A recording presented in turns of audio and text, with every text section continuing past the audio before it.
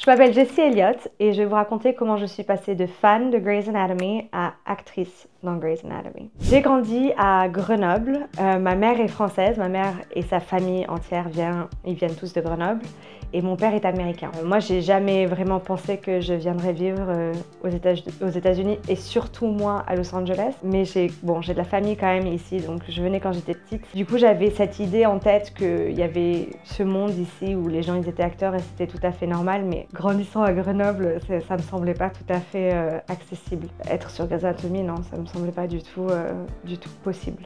J'ai fini par faire le programme des cours Florent sur les 3 ans et à la fin, je me souviens me dire, j'étais un peu perdue parce que je savais pas trop ce que j'allais faire avec un diplôme des cours Florent et il y a tellement de monde qui rêve de faire ce métier que ça semblait un peu intimidant et du coup j'ai décidé de venir à Los Angeles, pas forcément pour faire actrice, mais parce que j'avais envie de voyager. Alors j'ai de la famille qui vit à Los Angeles, de la famille lointaine, genre des 4e cousins, mais on est très très proches. Et à travers ma cousine, son fils, il avait entendu parler de l'audition pour Taryn Helm et il avait entendu parler du fait que ça faisait très longtemps qu'il cherchait en fait une actrice pour le rôle et du coup il m'a eu une audition. Il me semble que j'ai eu l'audition en genre 2-3 jours, donc j'ai eu 2-3 jours pour la bosser et j'étais nouvelle à Los Angeles et du coup je m'y connaissais pas trop. Enfin, j'avais jamais passé de casting de toute façon, donc autant dire que j'étais hyper stressée. Il fallait aller au studio. Bon, j'ai eu 2-3 problèmes de voiture et tout ça, donc au final, je suis arrivée 1h30 en retard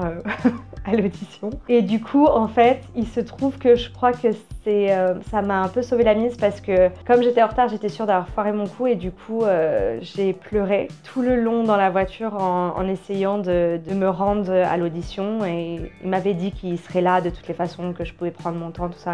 Ils étaient hyper sympas. Et quand je suis arrivée, j'avais tellement pleuré que j'étais hyper décontractée en fait. Quand je suis rentrée dans la salle, j'avais genre un manteau et la première chose que j'ai demandé, c'est est-ce que je peux foutre mes affaires là? Et en fait, ça les a tellement choqués que dès le départ, ils ont commencé à rigoler. Et après, dans l'audition, j'ai parlé en français et je crois que ça a un peu vendu le truc. Le premier jour de tournage, ça a été la meilleure mise en bouche que tu peux avoir. C'était vraiment une journée qui a duré genre 16 heures, je crois. Dans une série comme ça, quand t'es nouveau, déjà tu travailles le plus parce que tu as l'emploi du temps le plus dispersé et en même temps tu passes en dernier et c'est normal parce que bon y a des gens qui sont là depuis 21 ans. Et du coup on était un groupe de 6 et on passait nos interviews dans l'hôpital en tant que personnage. Bien évidemment moi je passais en dernière donc j'avais attendu toute la journée pour faire un monologue. Au moment où j'arrive sur le plateau, j'étais avec Bailey et Weber, donc Chandra Wilson et Jim Pickens. Je suis arrivée et je sais pas, j'avais une idée de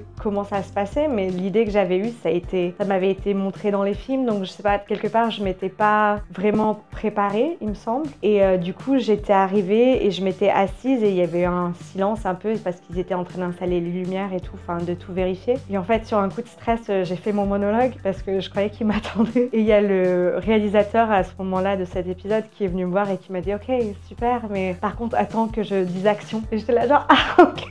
En fait, Shonda Rhimes, elle a une façon très spécifique d'écrire ses séries. Elle suit ses acteurs un peu l'instinct que eux ils ont pour leur personnage et elle construit avec eux et ce qu'ils amènent le personnage sur le long terme. Taryn Helm, on a beaucoup de parallèles entre elle et moi et j'ai vraiment l'impression que c'est genre une cousine en fait. Il y a des choses que moi j'ai vécues dans ma vie au moment où elle les a vécues, il y a des choses qu'elle a vécues dans sa vie au moment où moi je les vivais dans ma vie. Par exemple, mon amitié avec Levi, enfin l'amitié de Taryn avec Levi sur la série, on est devenus amis au moment où eux ils sont devenus amis, on est vraiment très très proches et on est meilleurs amis maintenant, comme eux ils sont meilleurs amis. Au final, ça rend les choses un peu plus organiques et en même temps, des fois c'est confus quoi. On a du mal à savoir comment faire la différence entre soi-même ou son personnage. La relation que Taryn elle a avec Meredith, son crush, ça a été hyper simple à jouer parce que moi j'ai toujours eu un crush pour le personnage de Meredith. Dans la vie, c'est une femme hyper accomplie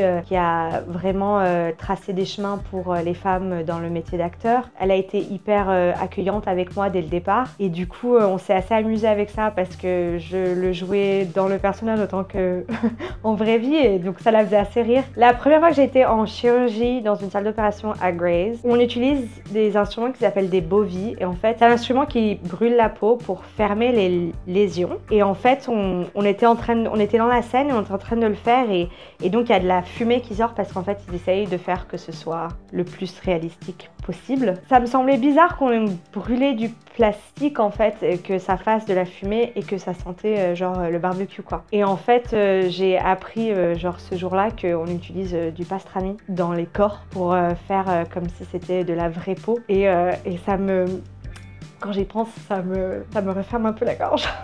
Moi, j'avais jamais été sur un plateau avant Grey's Anatomy et aujourd'hui, je peux dire que je sais faire ce métier parce que j'ai eu le temps et on m'a donné l'opportunité de vraiment explorer ce milieu et de voir tous les départements et d'apprendre des meilleurs. Le côté le plus difficile de travailler sur quelque chose comme Grey's Anatomy, c'est d'être lancé dans une institution aussi grande où le travail est très rapide, où on attend beaucoup de tout le monde en fait. Et du coup, il faut vraiment pas se louper. Il y a aussi pas énormément de temps pour des choses comme des répétitions et tout, donc il faut vraiment être préparé et il faut vraiment pouvoir s'adapter et avoir de la confiance en soi parce que ça bouge très très vite.